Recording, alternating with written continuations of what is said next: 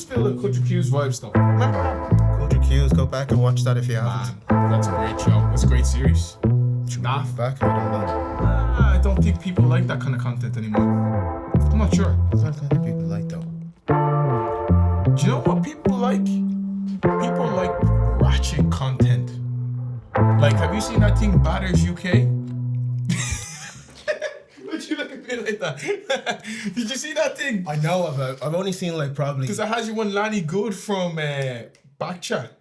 She's the one that heads up the thing.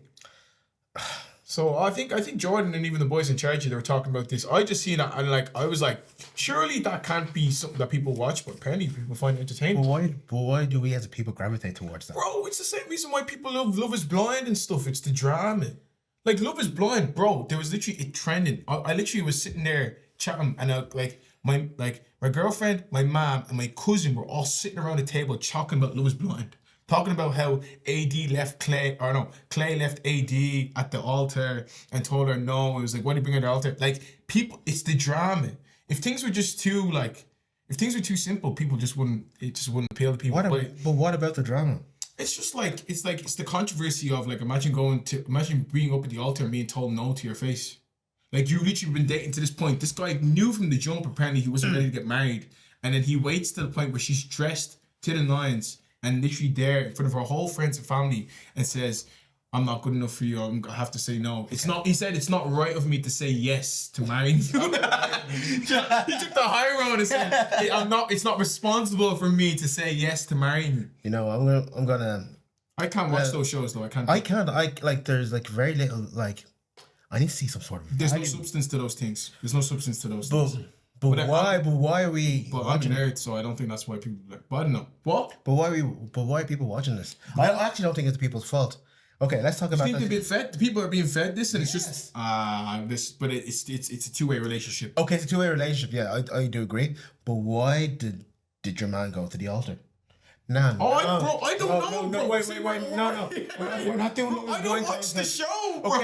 Okay. I don't want to talk about the show. Blind, I'm not talking about the show. I want to talk about the producers behind it. Right. Okay. Cool. They know full and well that they're not gonna get married or whatever. Oh, 100. Well, but they're still filming this. Yeah, they are. Yeah. They're filming a wreck. Yeah. But it's good content. But is it good content? No, it's not good content, but it's good content for, like, it's the same reason why we're in a space. Do you remember when there was a period of time where literally Saturday Night TV was so different? Like, look at Saturday Night TV of what you'd watch. It used to be probably a movie. It'd be a movie, it'd be the X Factor, it'd be Britain's Got Talent, it'd be like Winning Streak as well. Winning Streak, it'd be like, I'm a celebrity, get me out here, which is still lasted the test of time, but it was based upon genuine good personalities and somewhat talent. Now it's just based solely on personalities and drama. Like, think about how like a show like Love Island has existed to this point. Like, it's now in like so many different seasons, even in the UK one, and also like in other countries. And like then you have other things on Netflix has their own of what's that other one that it's based on? You can't have sex with people until a period of time. It's like there's what's it called? See, I don't even. Bro, you'd see it on Netflix. You'd see it. It's called like Too Hot to Handle. You never heard of Too Hot to Handle? Probably seen the title. Bro, it's like just don't know what happened on it. But it's a show basically where they're lied to, told that they're going on a tropical island like thing to be able to meet with people, like a matchmaking thing. But then they know what they're going on, but they pretend that they don't know what they're going on realistically. And then when they go on, it's actually there's like this kind of like it's like a lava lamp that speaks to them called Lana, and it's just like you're here on a vacation to build intimacy without having sex with them. Okay, that's enough. If we've given this enough time. Bro, these shows exist. Like these shows they have a place within culture. Like they literally exist and people love them. That's why they keep getting renewed. Maybe I'm just disappointed in culture. 100%. TV's gone, brother. It's gone. It's gone. Because like the art of actually good sitcoms and good movies and good TV shows, in some aspects, it's gone. Are you watching The Gentleman? Bro, it's on my list. I'm gonna start because it's based off the film, innit? Yeah. That's another thing, though. Why does that need to be made? I'm watching it right now, and I'm like, first 2 episodes were cool because your man directed it. Yeah. Guy Ritchie. But then after that, I'm like, do I really need to continue watching this? It doesn't need to be made. It doesn't need to be made. It's the same thing with that show One Day. I've already seen the film that stars Anna Hathaway in it. There's a film that came out years ago based on, like, I know what happens in the show because they don't change anything within the show. And literally within the film, it's the exact same thing. It's just different people and a different plot line. It's different people. It's extended out to be made into a show, which was a film for an hour and a half. So it's been extended out to be 6 episodes of a 30-minute season of a show, one season show. It's not like it's gonna be renewed. It's a limited series. It's a limited series. That's cool, but no, but it's based upon a film that you could watch already. It's like watching so many different iterations of Teenage Mutant Ninja Turtles. You know what's gonna happen, but when you watch a good one, you don't need all the other ones. Yeah. I don't know, man. I know last week we were saying that we're in a great space for content and stuff like that. I'm starting to doubt it. No, bro. I don't know what to watch. 100%. Apart from watching Shogun, X-Men, Invincible. Invincible, I heard, is very good. I haven't started. I've no one else to really watch. Yeah. You know, like all the good stuff right now are the weekly shows. It seems like, and even like Korean dramas, there's been a dip in them this year. My cousin's also mad about them as well. There's a dip. Why is that such a big thing? It's cause the thing about Korean dramas, right? Is that some of them could be genre. You can get the romance one, you get the superhero ones, you can get the revenge ones, you can get the action ones. Right. It's class. Yeah, amazing acting. Sometimes you do get the sloppy stuff, the soap opera type of stuff as well. Yeah. But like the direction is amazing, the story is class. It's all concise into one season. Very rarely do they go on to a second season. But even their zombie shows is amazing. Okay. But like it's like you're getting one full story in one season. Right. And that's it. You know, once you finish the last episode, you've got the full story. There's none of this, okay, then there's gonna be a season 2 and a season 3 and 4. They tell you, okay, this is our story and you're getting it now. There's none of these loose threads and stuff like that. No, it's just clean cut storytelling. But the thing is, I hear what you're saying completely. I just think it's so interesting that if you go through all of these streaming platforms, a lot of the shows that stream the most are shows that were literally all TV sitcoms that used to show annually. It's your Office, it's your Breaking Bad, it's your Prison Break, it's all these shows, it's your Friends, it's all these shows that literally were brilliant pieces of TV sitcom, just TV television for a period of time that are the ones that are trending because they actually are the ones that. That's because, it's the next evolution of TV. It's always been like this. If you back in the day, you go onto MTV, I don't know, Sky One or whatever, or was it Trouble? Yeah. I can't even remember all these channels. Yeah. They would have the old shows on syndication. So these are the shows the old TV shows, the old sitcoms that would have got 100 episodes. So they're reporting them because once you reach 100 episodes, you get a syndication deal. Means yes. Runs. Yeah. But now we're just getting that form in streaming. I hear it. Yeah. It's just I just feel like there's just such a lack of. If I see a film or something that I've already seen made and it's being made into a TV show, I just feel like there's just a lack of creativity. I don't think anyone's asked for that. I like new IP. Do you like have you heard the movie that's coming out, The Monkey Man? No. So it's Dev Patel. Okay. He's acting. Yeah. You know Dev Patel? Yeah, I know Dev Patel. He's acting, but it's also his director debut. Okay. Produced by Jordan Peele. Okay. I think it might be A24. Right. It could be A24. So fair play. But like it's supposed to be like it's like John Wick, but amazing. Okay. John Wick's still amazing, but like yes, but yeah. So we're getting that the new type of IP. Yeah. But it just feels like even the films that are coming, some of the things that are just coming out, you're like, they're just prolonged. Like not even prolonged. They're just things that is like, hey, this is a cash cow. Like this IP can make more money instead of actually. Donald Glover said something that was brilliant, and I thought it was really acceptable. Things deserve endings. Yeah, like endings need to exist. You don't need to continue seasons. Yeah, you don't need to continue certain things. Like they didn't need to be Toy Story 4. They didn't need to be. It was a perfect trilogy. There's Toy Story 4 coming out. Exactly. Yeah. Like that's nonsense. Like there's a Shrek 5 coming out. I'm here for it, bro. Like even the Bad Boys 4 trailer I saw. I'm still here for it. Why though? Okay, that should have even Bad Boys for Life should have never been made. Never. Okay. I think there's a fine line. My dad still watches it all the time on Sky because they keep replaying the thing. There's a fine line between overdoing it. Maybe the Bad Boys and the Shreks are overdoing it because we don't need that. A lot of things that are overdoing. But like a Toy Story 4 at 5. I don't think they're overdoing that. No, there's no need. There's no need for it. There's no need for it. But I'm guaranteeing that the next it's gonna be a class story. They like the Toy Story 3 came out. We're like, okay, this is gone. Okay, tie a bow around that, close it up. Great story, great movie. And then 4 comes around. And we're like, I don't think we need this. And then it comes out, great story. It was okay. Looking back at it, yeah, it was a good film. And It's still the lowest in the pecking order of all the films. Of all the what? Of all the Toy Story films. The fourth one. If you rank from 1 to 4 now, the fourth one is last. Why?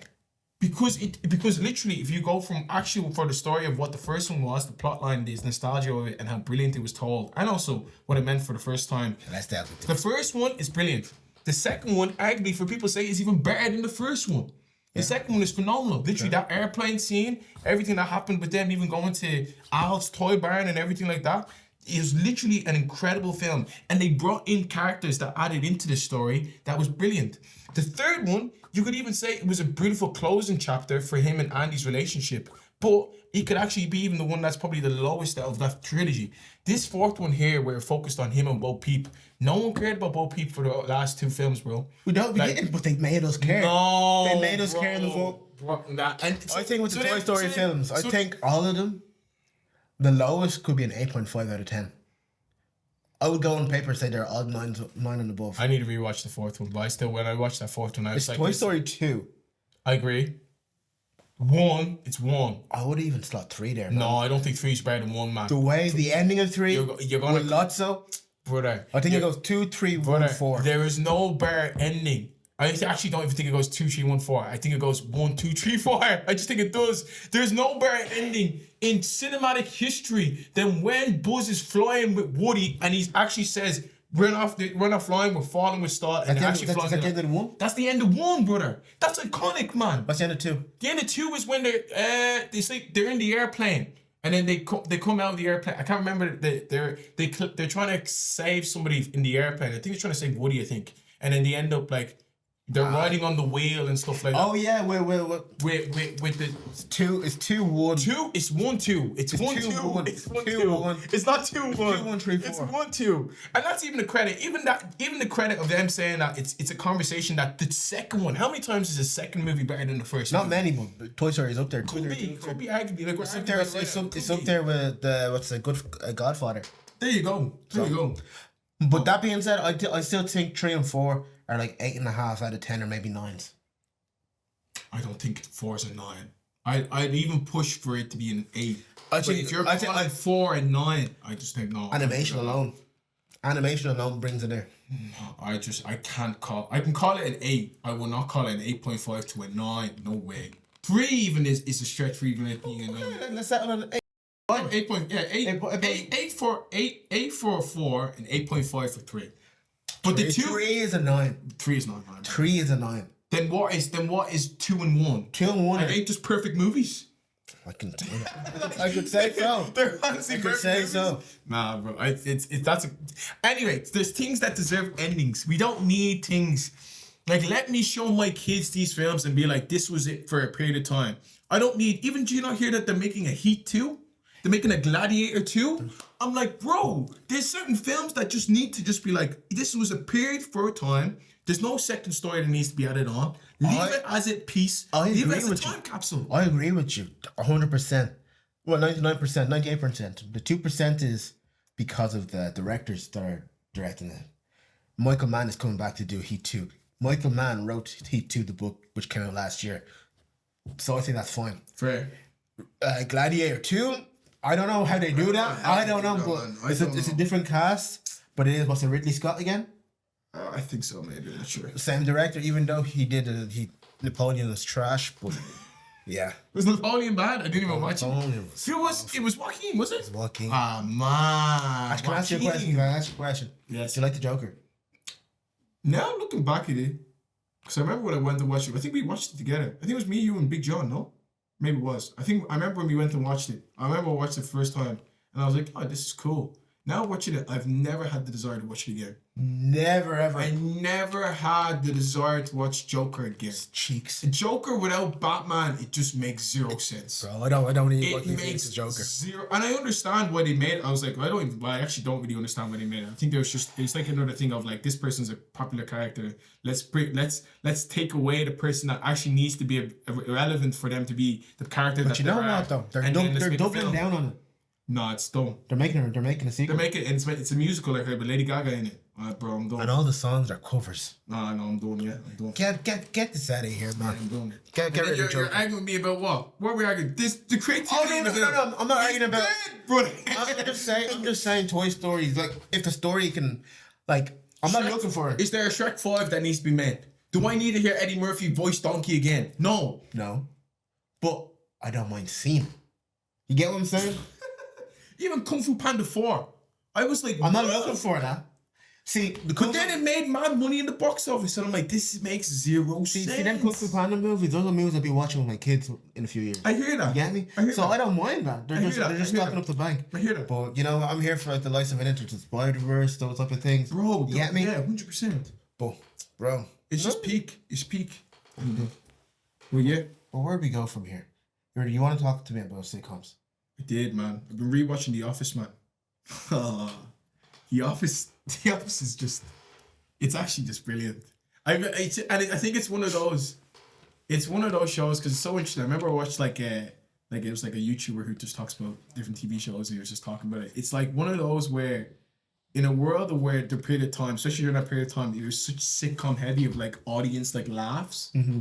This was one of the first few films that there was no, and it just was pure awkward, cringe, dry humor that was just brilliant. And you felt the awkwardness. You saw the way it was actually shot so brilliantly of like literally when someone would do something, you just pan to another person's reaction and you just see it and you're just. There's certain moments I've literally had to like skip forward because I'm like, it's just too cringe. Even like Michael Scott, like there's just Dwight, like the cast, Stanley, like you're just like, it's incredible. Season 2 to 7. Season 2 to 7. Oh man, season 2. I literally rewatched season 2. Season 2 is brilliant.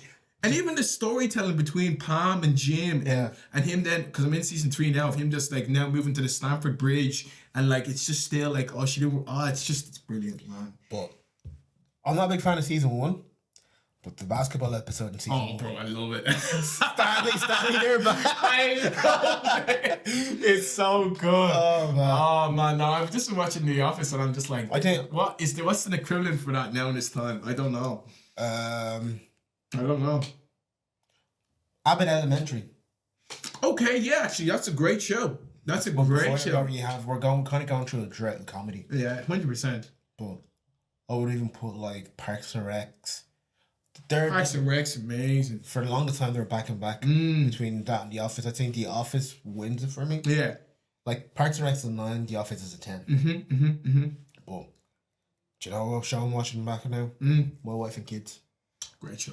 It's on like Disney Plus, I think. No way. Yeah, so I'm watching that. Bro, like, Junior, man. Oh, what a cast as well. Yeah, that's brilliant. That's a brilliant show. That's a black people show. That's a show you grew up, your parents are like, we're sticking this on. I think. Here's. Okay. Do you think the Fresh Prince of Bel-Air is overrated? It's not as funny as people have made it out to be. Do you know who it's funny towards? It's gonna sound mad. Just say it. It's gonna sound mad. Say it.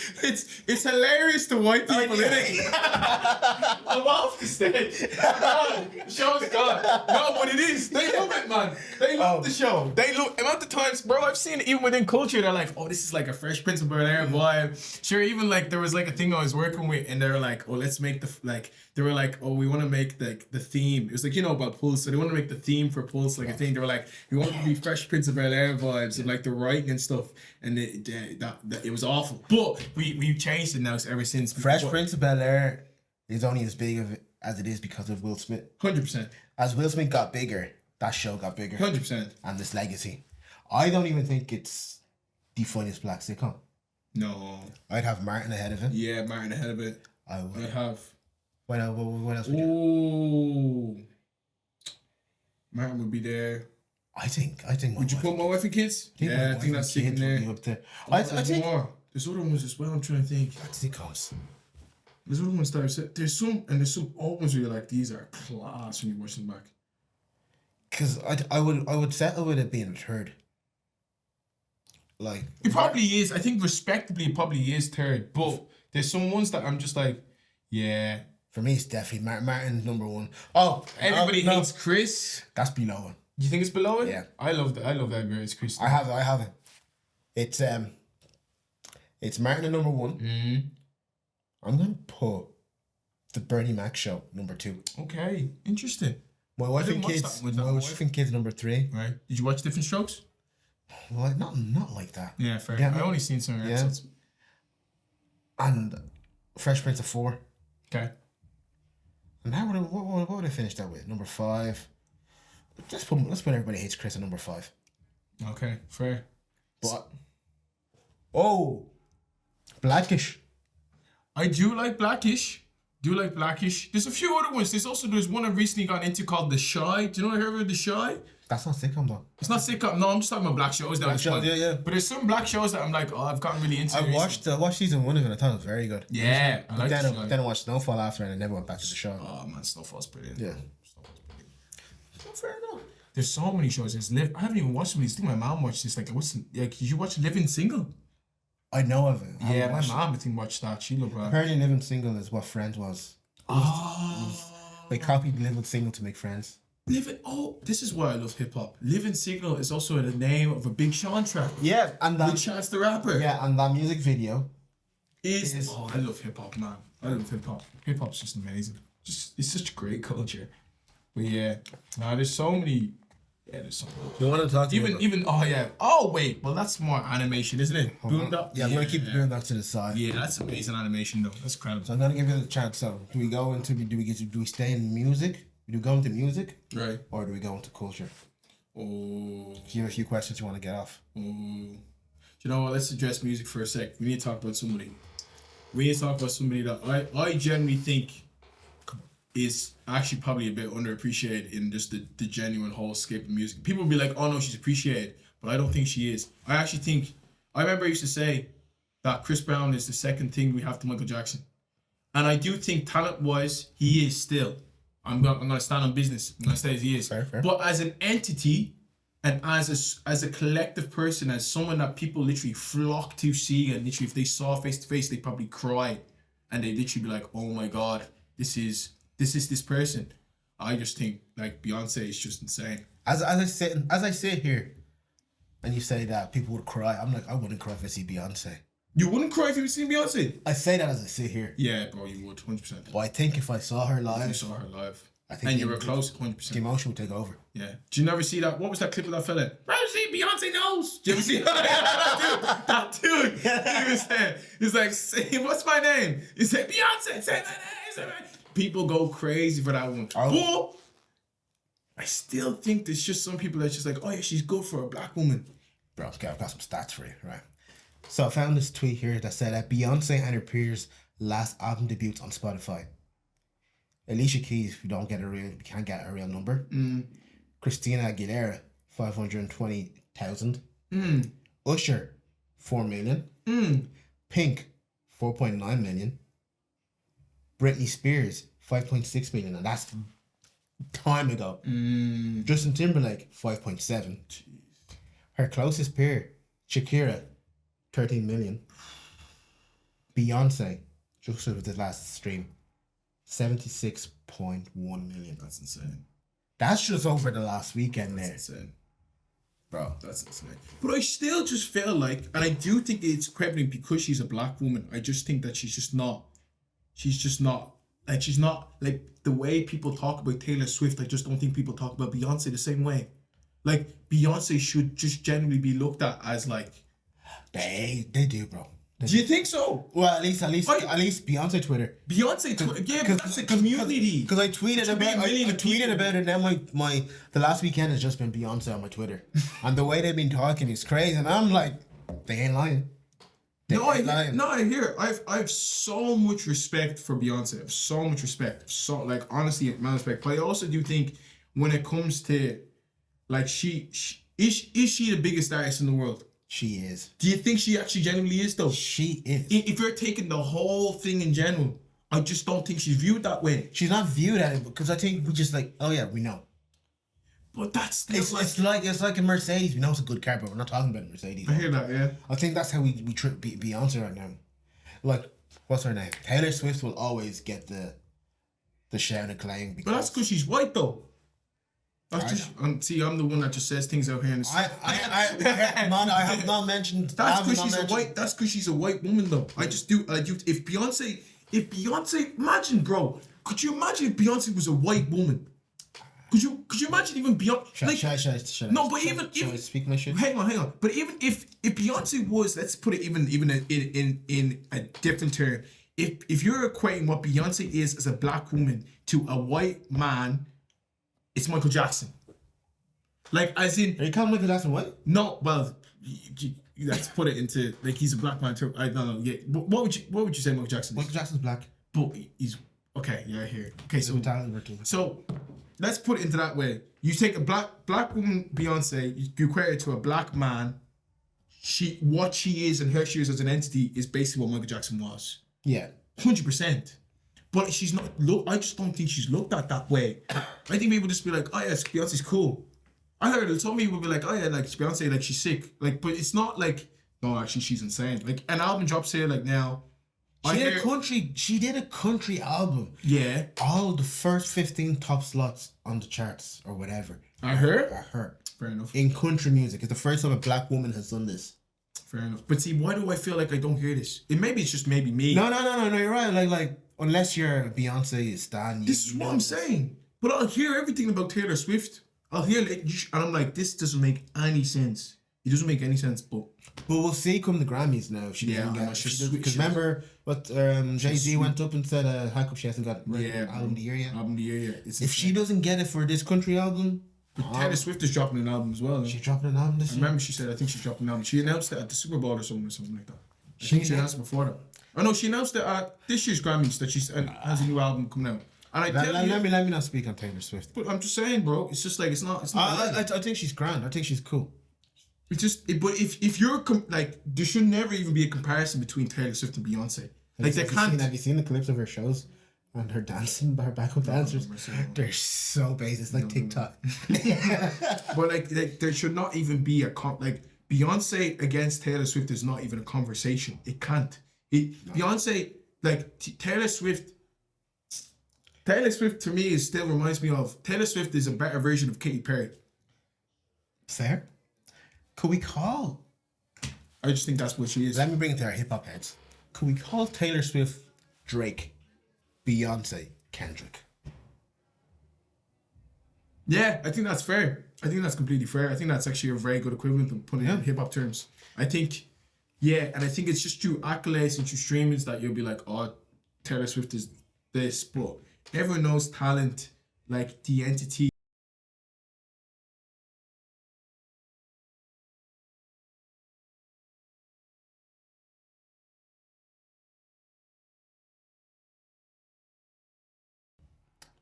If I was in the music sphere or whatever, I would love to just work on her album. Oh man, that just means like that's a certified certified dope, certified Grammy, like that's easy. Like just to be on a team. Write one word, literally write one word. I put one thing as a production credit. Literally just one note. Literally put one thing in Logic, just there, boom. All right, cool. That's my production credit. Bro, I'm getting an album. I'm getting a Grammy, bro. I'm either Grammy nominated or the Grammy award-winning Grammy artist, bro. I'm getting a Grammy, bro. Shout out to all the people who worked on that album because y'all did a great job on that thing, man. This is the only thing. I've been listening to that mostly. Like 90% of the music of the last weekend has been Beyonce's album, and I've been also listening to a fella called Strands. Okay, yeah, I heard Strands. She put out an EP there. It's nice. It's nice. It's pretty hard. Right. But man, talk to me about this question you want to ask. Okay, so listen, I have beautiful friends out here. I'm not baiting anyone out. There's no names coming out. There's no names. But there's a conversation about that the streets, right? Why am I laughing? The streets, it's very cold out there. Let's put it that way. Okay. That it's just that it's there are people who want to come off the streets. They want to come home. Everybody wants to come off the street. They want to say, "Come home." The kids miss you. They want to come home. Even people on the streets don't want to be there. People who are on the streets love being on the street. Don't want to be on the street. Do not want to be there, right? But I remember someone said it to me. It said that because like for what certain people are like, do we live in a generation of where people have just too many options, and people almost feel like that they just we just. if we pick one thing and actually settle and commit to one thing, that we're scared that something else better is gonna come.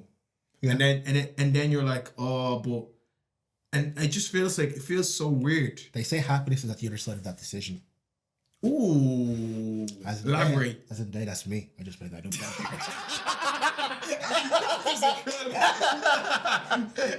I was like, ooh. But if you think about it, right, once, like, there's all the anxiety, all the pressures, all the thoughts are before you make any sort of decision. Yeah. And then once you make this decision, okay, this is my decision. You got to bear with the consequences or the repercussions or 100%. the fruits of that decision. But you've made the decision. Now all that is gone, but now you're just living with what happens after. Yeah. So that could be happiness. Yeah. So once you get through that, like you're away from the anxiety, you're away from all those thoughts in anything.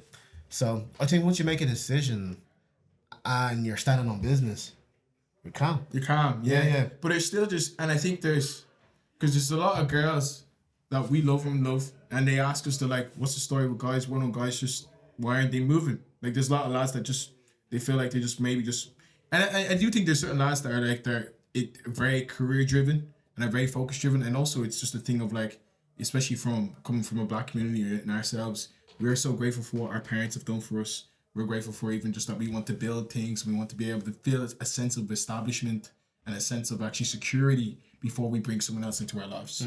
Like, that's just a very normal thing. That's a thing that we're told from birth of, like, that do not get into something that you're not ready for. Yeah. Just basically don't, like.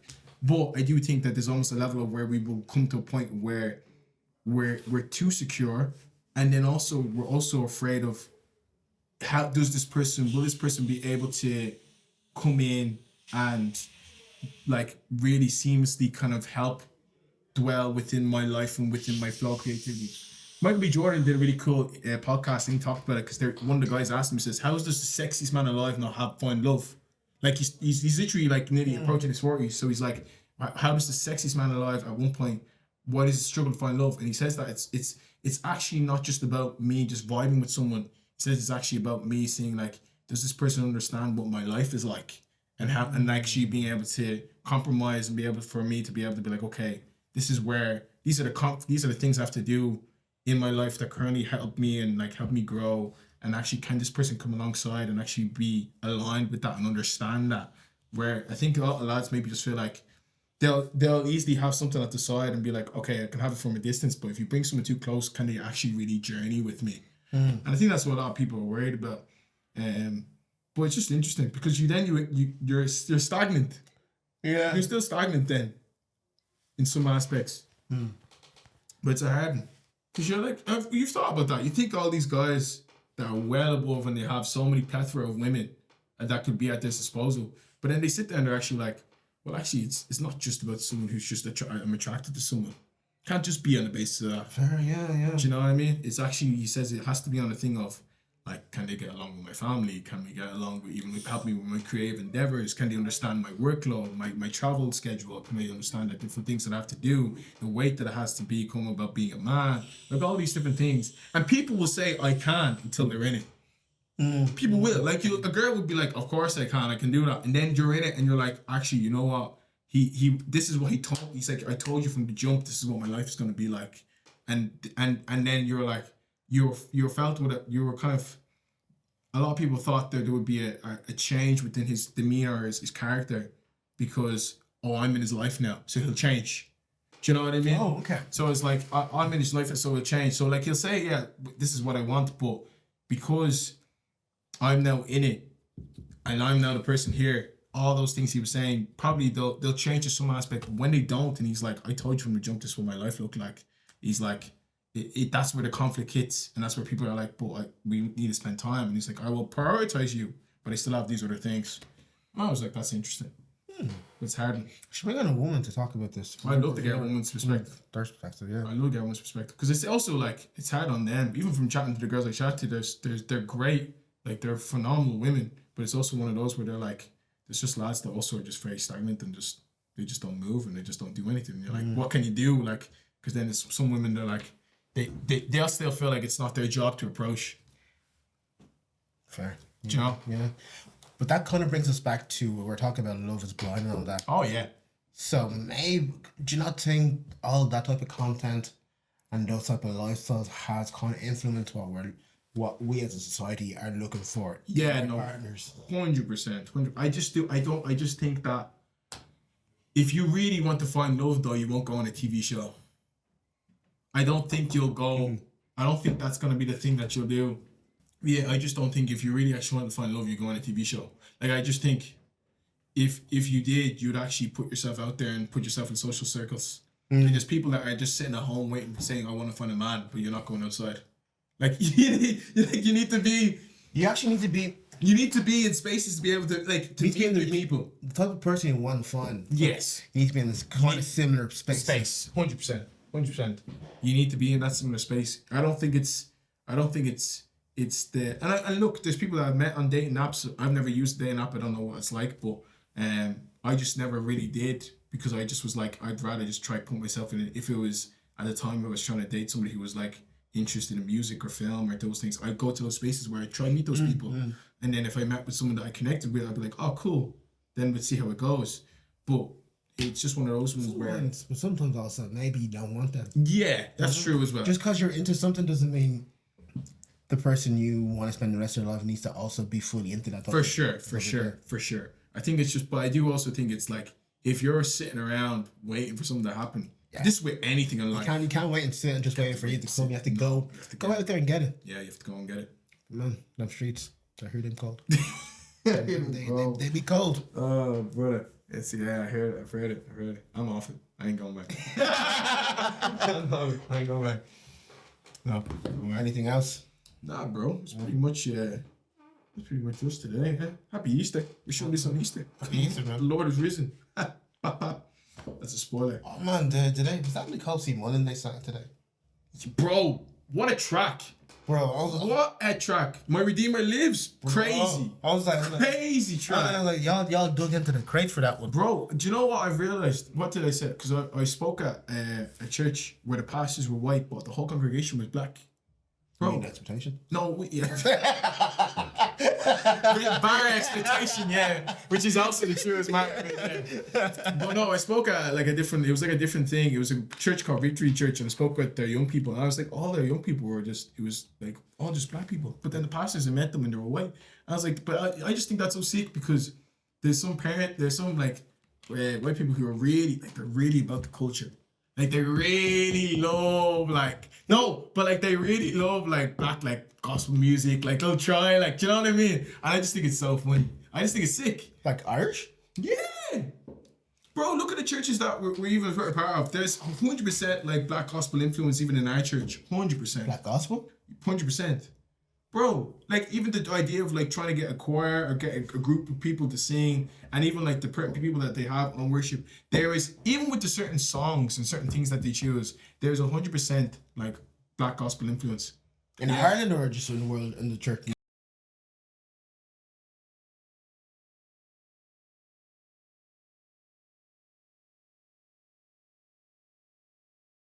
Elevation praise even. I'm talking even about say William McDowell, Tasha Cobbs. I'm still talking there's people CC Winers, there's these people that listen to these people. Where are you from? Where are you seeing this? Bro, I know worship leaders in our church. They love these people and they sing these people. They literally will try to do the runs that these people do during worship. Okay. It's literally bro. Let's not kid ourselves. Black worship and black praise is the highest of excellence. When you see it at its full form, brother, there is nothing like it. There's literally nothing like it. When you see a choir, do you ever remember when Nick Jonas did the Jealous thing? Bro. And he did it with the choir? Bro. It brought that song to the next level. What are we talking about? Even then, I even watched recently the Justin Timberlake Tiny Debt. Yeah. Bro, the fella had the Tiny, what's it called? The Tennessee Kids. Tennessee Kids. Bro. Black people. Yeah. And then one fella was on a trumpet. Just the black influence. Black influence, man. It's huge. But I still haven't experienced that that kind of American black gospel church. No, I want to experience that. I want to see that. 100%. I'd love to go over to one and actually just experience that. But I think there's a medium of, it depends also who the leaders of the church here, but I do think there's a medium of, there'd be certain people of, remember one person said it to you before, it's if something is you bring up an idea and someone says, oh no, that's too black. Remember someone said that to you before? You know what I mean? But I do think because there's a fine line of like there's other cultures. It's never too black. It's never too black. Because we were trendsetters. Yes, that's very true. It's never too black. But I do think in this country it'd just be a minimum of, because we are still fairly conservative when it comes to expression and stuff like that. We're still Who's we? Like as in Ireland as a country Okay. is still fairly conservative when it comes to even just like even in spaces of how they even express during praise and there's things like that. I do think it's changing somewhat slightly definitely within charismatic and Pentecostal churches where it's changing somewhat, but it will never get to the level of like, bro, you'll see like reverends over in the States just like with towels and bro, they're just people running up and down. We're close. You think we're close? KD. Bro, but Bro. that's a black no, bro, but that's a black church, like that's a black brother right there doing this thing. On Instagram the other day, I saw he came up on the feed. Man had the line up. Yeah, bro. My guy. Bishop. You should start calling him Bishop from now on. He's a bishop. He's a bishop. Bishop KD. He's Bishop KD. He's a bishop. He's not a reverend. He's a bishop. Man, that was a good conversation. Hey. But man, yeah, so we have been the Culture Shop, the place where we chopping it up, talking about culture. About culture. We've been your hosts. So like, follow, and subscribe. Let's build a little community out here, you know? Not a little community, It'd be a big one. It'd be a big community. I want to talk about Toy Story more with other people on Twitter. I want to run that conversation. Let's run another top three before we bounce. Top three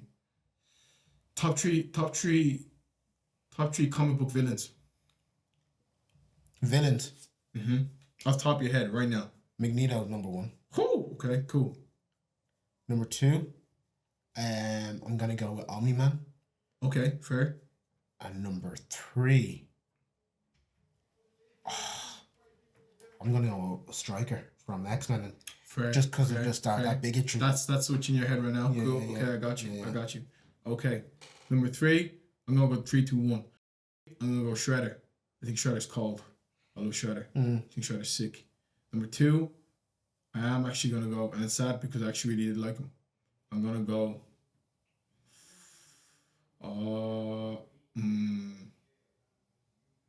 Yeah, I'm gonna number 2, I'm gonna go Green Goblin. Green Goblin? Green Goblin, but the only Green Goblin that has to be William Dafoe's Green Goblin, 110%. Fair. That Green Goblin is cold. And then number 1, it's the man that we actually don't need a singular film about him, but we just need him and Batman. It's the Joker, bro. Joker's cold. Joker's he's the best Gotham villain ever. There's no other Gotham villain. Bane, don't care. Mr. Freeze, get out. Literally all those other villains. The only fella I might accept, even Deathstroke, I'd still take Joker over Deathstroke. Yeah. He's the best Gotham villain, 100%. Wait. My villains were Magneto, William Stryker. Let me check. I'm going to take out Omni-Man. Okay. Yours are just heavy because you've been watching that. Yeah. I still need to start that. I'm really looking forward to starting that. I've been. Okay, let me go into that. We should have done theme songs. That theme song to start that show is amazing. Next week we'll talk about that theme song. That theme song is amazing. Number 2, who can I put in number 2 instead of Omni-Man? Someone that you're like, you should find someone that you're like also like I'd be afraid to go up against those people. Like I'd be afraid to go against Shredder. I'd be afraid to go against Green Goblin.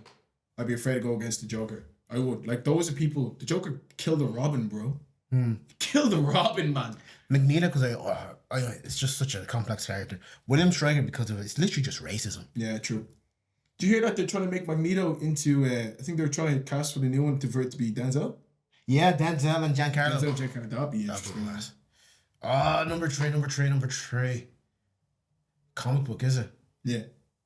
Or you could just the comic book. Yeah, my comic book. Give me a superhero. Just give me a superhero name. Oh, okay. Well, would you put Lex Luthor in there? It's Lex. Yeah, Lex. It's Lex. Lex is sadistic. Do you know what Lex did one time? Lex made a robot version of Lois Lane just to piss off Clark Kent. And he was sleeping with the Lois Lane robot. It was so mad. Bro, there's some comics. Shout out the Comic Historian. He's a sicko. He's on YouTube. I watch all his... He does like... Hold on. Wait. He made a Lois Lane robot. So Superman or Lex was sleeping with. No. He got like the genetic. He got like the genes of Lois Lane. Okay. Made a Lois Lane robot. Okay. That he could be intimate with, and then also made her to be like a machine. You remember in that film that had Eggsy and Samuel L. Jackson was the villain. What's that film? The Kingsman. Right? Remember there was one villain where it was like a woman that basically had like sabers coming out of herself. Yeah, but she was human up until her legs. Up until her legs. That's basically what Lex Luthor did with a Lois Lane. He made a Lois Lane basically like a Lois Lane sex robot. It was mad. The fella's tapped. He's so tapped and he's so mad against Superman. But he's tapped. Jeez. Okay. Fair. That's it. Yeah, that's a good list. All right then. That's been the Culture Shop. See you next week. Bye.